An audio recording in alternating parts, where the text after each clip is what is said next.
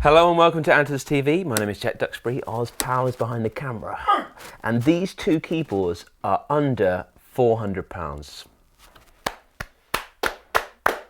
Well done, we're getting there. We're getting some value here. It's the FP-10 from Roland and the P145 from Yamaha. I've made some notes, so I went through, which is very rare for me, beforehand. So you're going to find out the differences. Let's just first hear the Roland and I'll talk about then its strengths and what differentiates it from this keyboard. First sound is a piano sound. Surprise, surprise.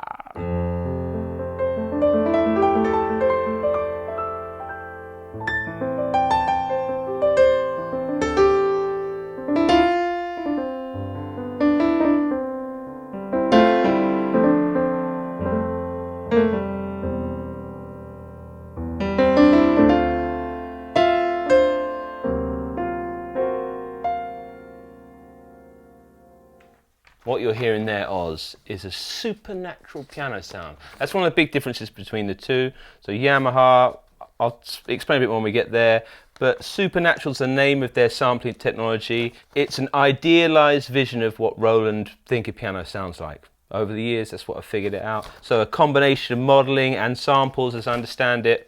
It's just the Roland sound, and I like it, and a lot of people like it. The other big thing is this PHA4 standard key action. So it's weighted, but it's got an ivory feel, so slightly coarse key tops, a little bit yellowed, which gives you that kind of immersion of it being a real acoustic piano. Oh, Bluetooth's a big one on this one. So if you want to use it with any apps, some of the Ableton Note, for example, if you've not checked out that, that's incredible.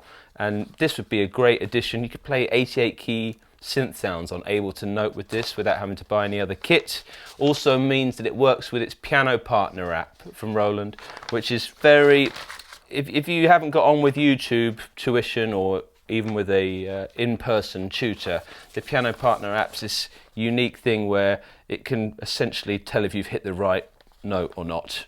And some people like it, and this can do it. What else? We've got 96 note polyphony. So if we get everything cooking and I do a big sustained passage,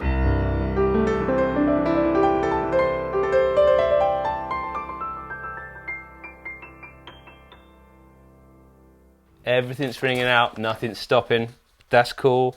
And it's just under, I thought the weight was pretty interesting. It's just around 12 kilograms. That's what it sounds like. I've done full-on videos before. Let's hear some different sounds in there. To change the sounds in these, we hold down the button and then we hit a key, and this will be a different piano sound. Here's a different piano sound.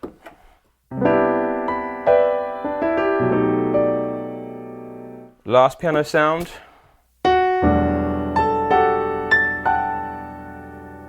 Electric piano sound.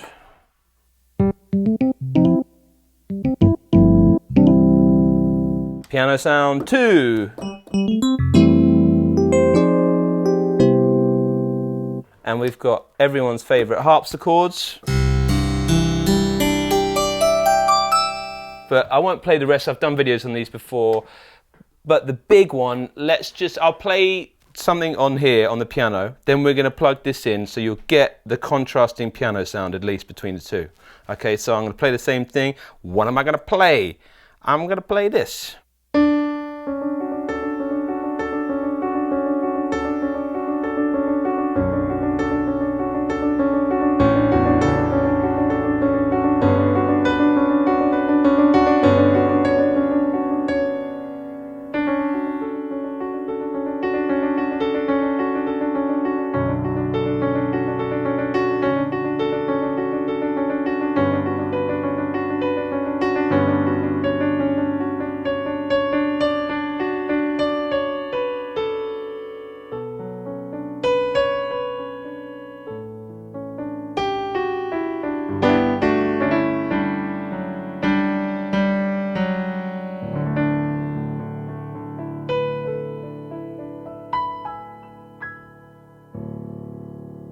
Back to back, that's what they sound like to me.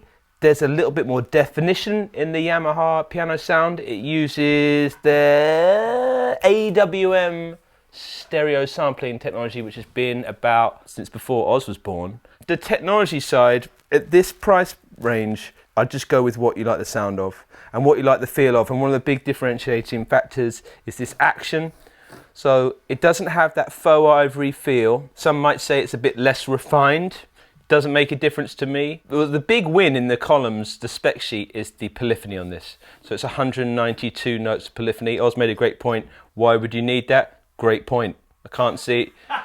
You'd have to play every note twice, yes, yeah, and have the sustain pedal on it. But that's one of those things. Maybe if you did a lot of sequencing, but it's got none of the Bluetooth connectivity. It's a little bit less in price. Other things to look at, the bundle deals. Often we're selling them with stools, headphones, things like that. All the things you need at once. So look at the price differences between the two. There's a slight warranty difference, as I understand it, with Roland. You can register for extended warranty. So they're the nitty-gritty differentiating factors. Come into the store to play them. We haven't gone through all the sounds exhaustively. I've done separate videos on that, but let's hear this. This is the first grand piano sound again, and I'll go in the key of G.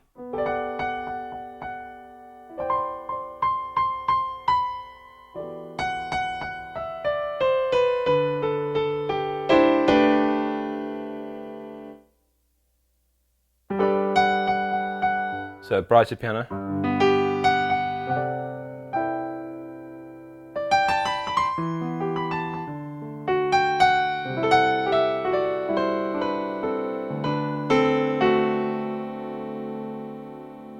To me, you can hear when you get off the first grand piano sound, the quality of the sounds doesn't.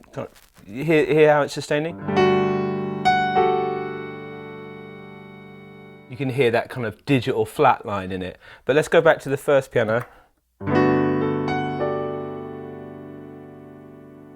Much more natural. So sometimes if I don't exhaustively go through the other sounds, they've kind of put all their effort into that first grand piano sound. Both have metronomes in there, both have headphone outputs, both have speakers. What can you do with the speakers? They will easily fill the room with, you know, a dining room, living room, so you can play your pieces to someone in there. And if you're a choir leader, it'd be loud enough for a small rehearsal room, but you wouldn't want to gig with it. In terms of outputs, neither of them have proper line level outputs, so if you want to gig, probably look at a model above it.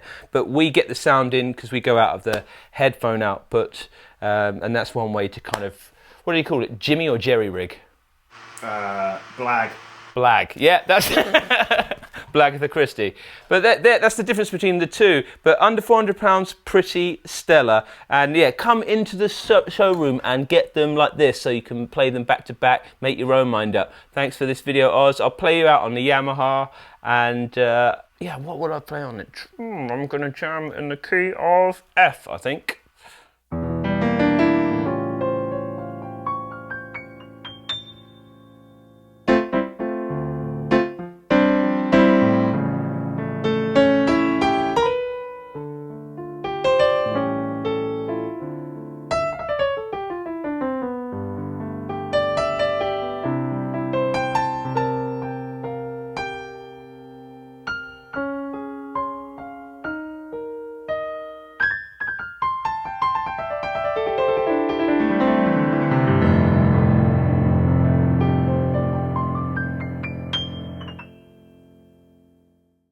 Oh, I forgot to say, it's got jazz cat.